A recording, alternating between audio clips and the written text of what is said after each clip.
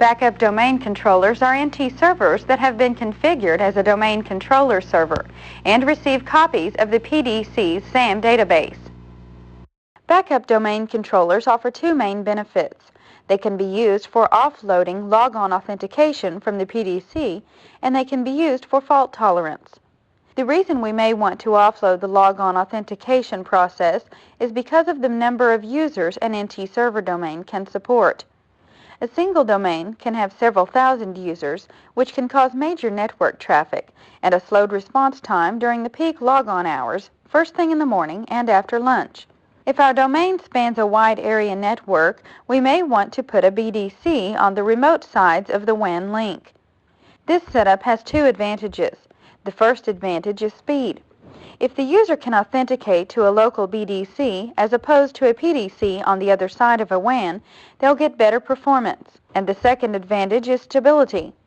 If the WAN link goes down, the users will still be able to log on through the BDC and access resources on their side of the WAN.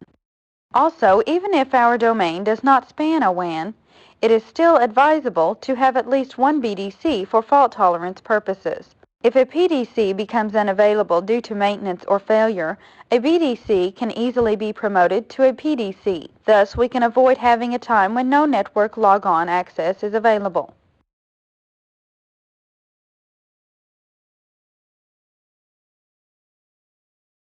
When we install a backup domain controller, the primary domain controller must be up and running first.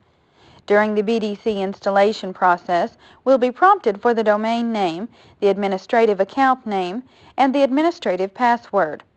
At this point, the installation process will go out and contact the PDC. But if the PDC is not available, the installation will not be completed. The PDC will now respond with the domain SID, which is shared by all the domain controllers within a domain. If we wanted to change the domain, we would have to change the domain SID by completely reinstalling the NT server. This is why planning our server role and the domain in which it will reside is so critical.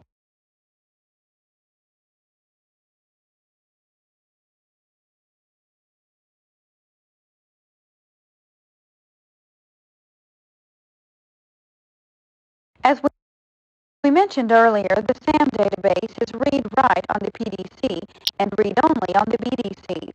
This means that in order for the SAM database to be synchronized, the PDC must send updates to the BDCs on a regular basis.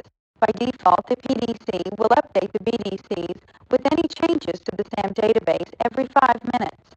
However, it is possible to change the frequency of the SAM database synchronization by using the PDC registry, or we can force the update through the Server Manager utility.